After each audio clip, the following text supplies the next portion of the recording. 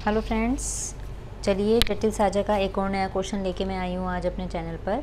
मैं इसीलिए छोटी छोटी वीडियोस बनाती हूँ जिससे आपको बहुत बर्डन ना लगे। अगर आप एक या दो से ज़्यादा क्वेश्चन देखना चाहते हैं तो आप मेरी एक एक दो वीडियो करके एक दिन में बहुत आराम से देख सकते हैं। और अगर आपको बर्डन महसूस होता है तो एक दिन में एक आराम से आप कर सकते हैं क्वेश्चन, कोई ऐसा इशू नहीं है।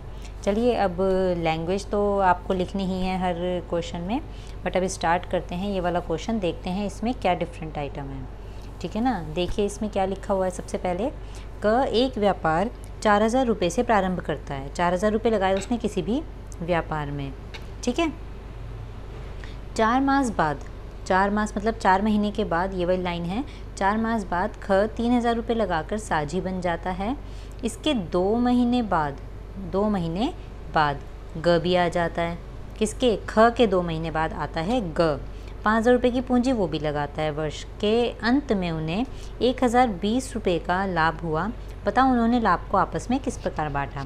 देखिए दोस्तों, सबसे मेन चीज़ आप देखिए, इन्होंने कहीं पर भी महीने नहीं बताया कि कौन कितने महीने के लिए आया है, 2 महीने 4 महीने, बट इन्होंने एक हिंट आपको दिया हुआ है कि क ने एक व्यापार आरंभ किया। पूरे क्वेश्चन में कहीं पर भी क से रिलेटेड मार्क्स नहीं दिए, इसलिए हम मानेंगे, या फिर ये तो समझने वाली भी बात है कि क की पूंजी, इसका मतलब पूरे 12 महीने लगी रही, ठीक है ना। तो हमारा जो आंसर स्टार्ट होगा वो कुछ इस तरह से होगा। क की 12 माह की जो पूंजी है वो है 4000। तो अगर क 1 माह की पूंजी लगाता, मैंने आपसे बताया था ना हमेशा समय को समान करके चलेंगे, इसलिए हम हर एक में एक की तो निकालते ही निकालते हैं, ठीक है। तो क की पूंजी कितनी हो जाएगी टोटल? 4000 × 12। क 4000 रुपये से प्रारंभ करता है व्यापार, इसका मतलब वो 12 महीने के लिए 4000 रुपये लगा रहा है। तो कुल उसने कितने रुपए लगाए होंगे व्यापार में? 48000 रुपये का उसने इन्वेस्टमेंट किया, ठीक है। अब आते हैं हम नेक्स्ट पेज पे। देखिए ये कह रहे हैं, फिर मैंने यहाँ पर क्वेश्चन को साइड में कर दिया जिससे आपको कन्फ्यूज़न ना हो। क की तो हम निकाल चुके हैं पिछले इसमें। देखिए क की पूंजी हम निकाल चुके हैं, ये 48000 रुपये। अब हम निकालेंगे ख की पूंजी। तो अब हम निकालेंगे ख की पूंजी। ख की पूंजी कितनी होगी? ख की 4 मास बाद आया, 12 महीने में से 4 महीने बीत चुके हैं, ठीक है ना। इसका मतलब इसकी पूंजी सिर्फ और सिर्फ 8 माह के लिए लगी रही। तो ख की 8 माह की पूंजी जो थी वो है, इन्होंने बताई है 3000 रुपये। आपको ऊपर क्वेश्चन में यहाँ दिख रहा होगा इस लाइन में, ठीक है ना। तो ख की 1 माह की पूंजी कितनी हो गई? 3000 × 8, इसका मतलब 24,000 रुपये, ठीक है। इसी तरह से हम ग की भी निकालेंगे। पहले ग के माह निकालिए। माह कितने थे ग के? इन्होंने कहा है 2 महीने, इसके 2 महीने बाद, मतलब ख के भी 2 महीने बाद। तो ख तो अपने 8वें महीने में आ गया था, उसके भी 2 महीने बीत गए, फिर जाके ग आया। तो इसका मतलब ग की पूंजी सिर्फ और सिर्फ 5 माह के लिए लगी रही, ठीक है। जब ग की पूंजी 5 माह के लिए लगी रही है तो ग की हम जब अगर निकालेंगे तो ग की 6 माह की पूंजी कितनी थी? इन्होंने बताई है 4000 रुपये। देखिए थोड़ा सा ऊपर कर देते हैं, 5000 रुपये, सॉरी ये 5 है यहाँ पर, 5000 रुपये।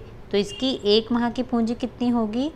5000 × 6, इसका मतलब 30,000 रुपये, ठीक है। अब देखिए हमारे पास सबकी पूंजी आ चुकी है। ग की पूंजी 30,000, ख की पूंजी 24,000 और क की पूंजी 48,000। हमें तीनों पूंजी मिल चुकी है, 48,000, 24,000 और 30,000। अब हम चलेंगे इसके लाभ पे। पहले हम निकालेंगे पूंजी का अनुपात। तो पूंजी का अनुपात हमारा क्या बनता है?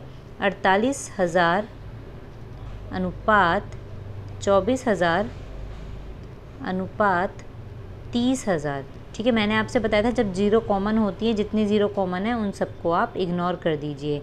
तो आपका आ गया 48 अनुपात 24 अनुपात 30।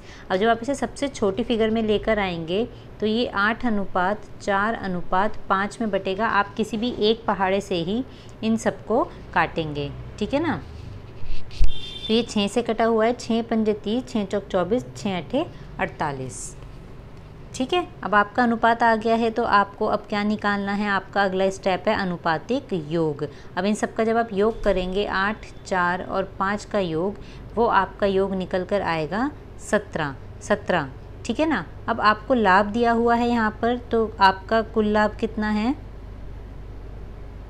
कुल लाभ है आपका 1020, ठीक है ना। तो आपको क्या करना है, पहले क को लाभ देना है। अब मैं डायरेक्ट यहाँ पर लिख रही हूँ, लैंग्वेज आप खुद लिखिएगा। तो क का लाभ हो गया कुल लाभ गुणा क का हिस्सा बटे टोटल। ये आप अपने आप अब सॉल्व करेंगे, ठीक है। ये अब काम मैं आपको दे रही हूँ और आप मुझे आंसर बताएंगे, इसके आंसर क्या निकले हैं। इसी तरह से ख का लाभ निकालेंगे आप। ख का लाभ आएगा 1020 टोटल है, और जो अनुपात था हमारा उसके हिसाब से 4/17वां हिस्सा इसका है। जो आंसर आएगा वो ख का लाभ है। इसी तरह से ग, अब ये चीज़ आपको बहुत बार मैं करा चुकी हूँ, तो इसका आंसर आप जो भी देख रहे हैं, जो भी समझ रहे हैं इन क्वेश्चंस को, उसका आंसर आप कमेंट में दीजिए कि क, ख और ग की पूंजी का क्या अनुपात आया है, ठीक है ना, गुणा 5/17। तो इसे सॉल्व करके जो आंसर आएगा वो आपका फाइनल आंसर होगा।